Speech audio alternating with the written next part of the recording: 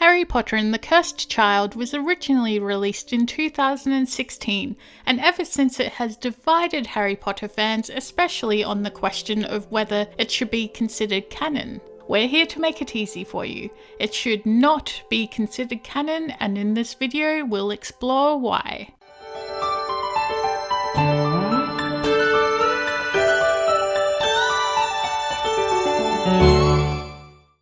So before getting into why the Cursed Child should not be considered canon, we first need to understand what is meant by the canon anyway. So what is Harry Potter canon?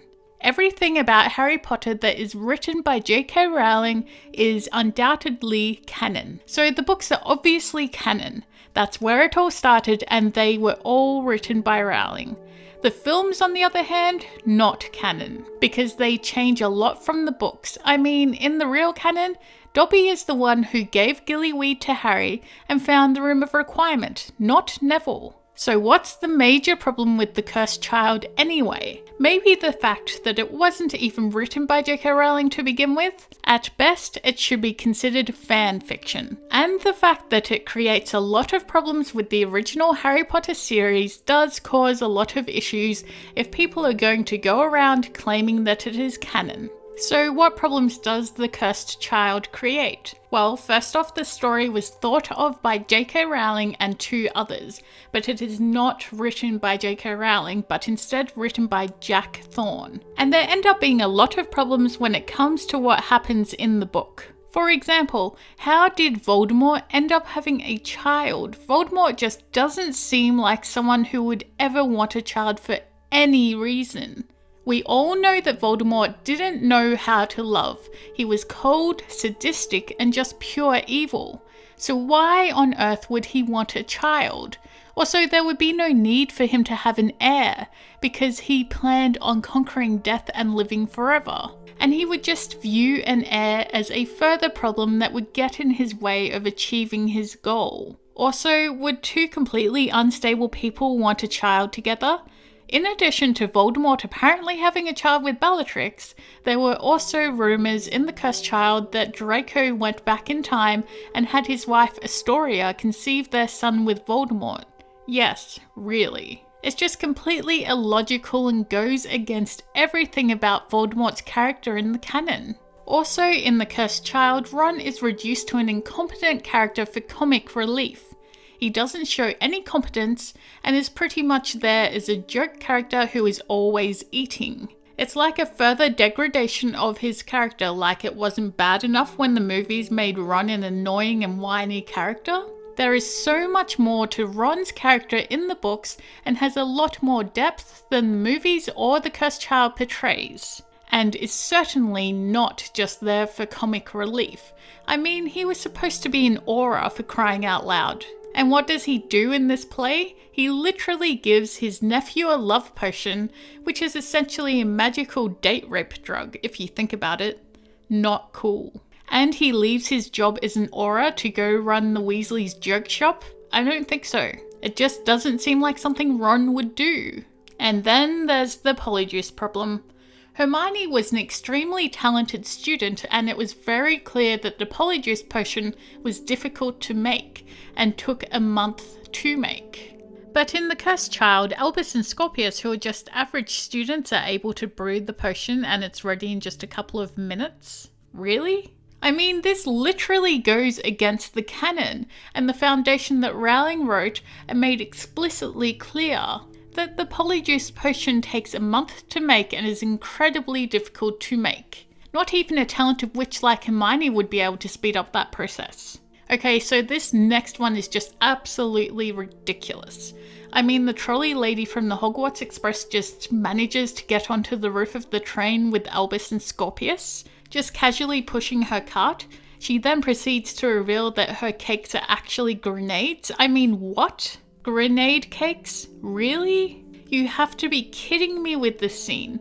I mean, this couldn't have been more ridiculous. And people think this play is canon?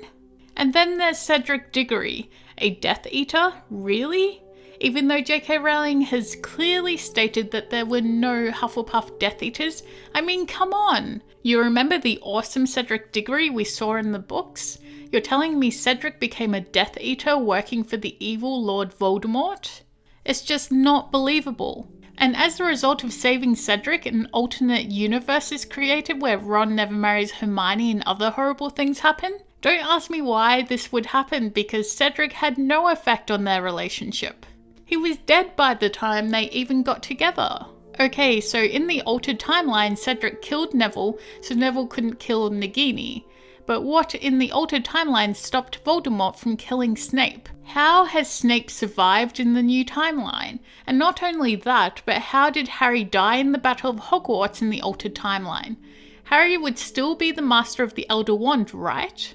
If Voldemort was going to use the Elder Wand against Harry in the final battle, it still would have destroyed his body. I mean, Voldemort would survive because Nagini didn't die, but Voldemort just couldn't kill Harry with the Elder Wand. It makes no sense.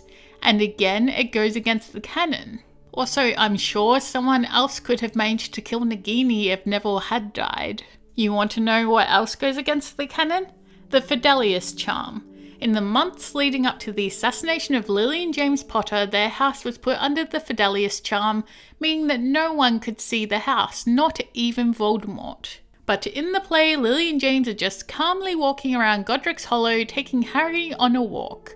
Albus and Scorpius can both see the house, even though no one is supposed to be able to see it. There is so much in this play that goes against the canon. Also, Harry, who never even got to know his parents, is going to tell his own flesh and blood that he wishes he wasn't his son? It just wouldn't happen. Harry would relish in being a father, considering that he didn't get a chance to grow up with his own parents. He would ensure that he was there for his children. The cursed child also distorts the notion of the way time turns are supposed to work in the wizarding world. The way it worked in Prisoner of Azkaban is that by the time Harry and Hermione have decided to go back in time, they have already existed in the past. Everything that Harry and Hermione do once they travel to the past is stuff that has already happened before. There was only one timeline, and it was altered when Harry and Hermione went back. Time only goes in one direction. It's not like in Back to the Future where you have one timeline with nice Biff, one timeline with mean supervisor Biff, and one timeline with Donald Trump Biff. If time turners really do allow wizards to go back in time and change the future, then why doesn't Harry save his parents from being murdered? Why doesn't someone kill Voldemort when he's a little baby? Why doesn't Harry save Fred from being killed at the Battle of Hogwarts? If the time turner allows wizards to literally rewrite their past, then Harry could have saved every single person he loves from dying, and there wouldn't have been a story. Also, time turners were limited in how far back in the past you could go, and were certainly not unlimited as is portrayed in The Cursed Child. And before you say it, no, I don't care that J.K. Rowling said that it should be considered canon. The Cursed Child contradicts way too many things in the main Harry Potter series, and J.K. Rowling didn't write it. I don't care if she did help develop it. So, what do you think? Do you think that The Cursed Child should be considered canon? If you do, please let us know why.